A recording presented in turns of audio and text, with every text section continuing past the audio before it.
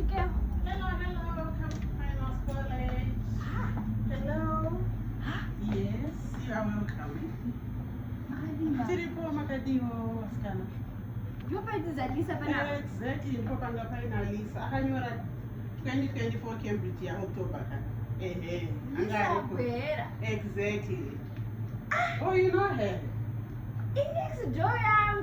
That's good. That's good. Ndiyakurifeya. Ndakatopera inform yake.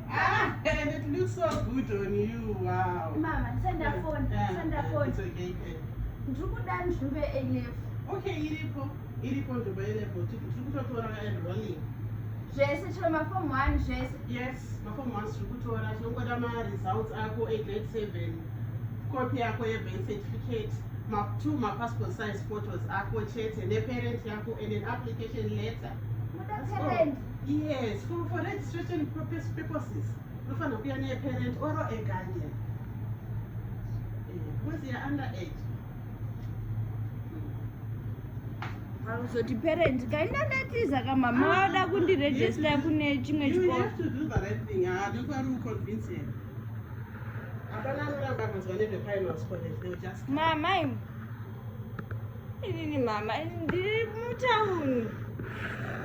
Ma, inini handichide chikoro chamati ndiuye kwachiri. Ndiri paPinhouse College. Ndokwandinoda kudzidza mama chitobva mauya ine zvinhu zvacho mama ma-results ne-birth certificate. Ndokwaitidzalisa hamukukuziva wani mama, ndokwaitidzalisa here. Inzwai chirungu chanotaura inzwa inini kandakutaura chirungu ichochiya mama musada. Strictly English. Apo Cambridge. Cambridge school as well. Mama musadaro apa ndisaenda kuPoland. Ndinoenda kuPoland. Chikoro chakanaka ichi mama, uyemuzvionere asi mungouya nezvinhu zvikudiwa. Indikuda kudzidza panapa. Saka A-level, ma-sciences aripo, ma-commercials aripo as well. Nema-arts aripo as well. Saka zvangori kwauri kuchusa from 6 kuti uda kuita ichi. Inowanikwa kupi? 23 Tanganyika House, corner 3rd. Hello ma'am, corner 3rd and Kwame Nkrumah, 23 Tanganyika House.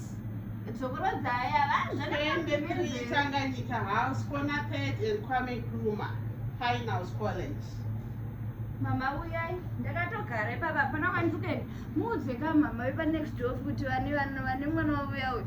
Ndichitaura nechirungu mama, muudze kuti auye nemwana wake. Ndapana kwandiri kumboenda mama uyai ndokumbira ivo vedu.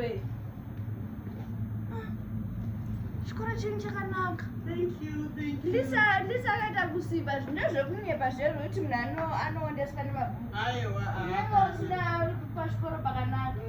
Plus unenge usingadi. Panapa wega unotongopedzera wakuchita chikoro chacho nyange usingafari chikoro. But the environment will just push you. Saka kuzoona kunobvera. Because you are not being stressed. Tinayo kantini vana vedu. Amude panze munotsvaga chikafu chine chiripo chenyu kungotenga sadza zvamunoda. Munozobuda makuenda kumba na4 hatina vana vanobuda panze panguva yechikoro chedu. Hapana kwandakuenda. Chikoro chenyu chakanaka mama, ngavatouya. Timirire mama titange registration process yedu. Saka ndinobva ndatongopinda class. Tinobva wapinda tokurayitisa klasi yako kuti uioneka. Takamirira mama kuti register. Saka mama ngavauye tisane kuita registration process yedu. You are welcome to Finance College once again. Ndatopinda chirungu ichi. Anochigona. Ndokutotaudza shona pano anoedu anotaura chirungu. Saka ndikutoita kuti iwewe ndikuakomodheti.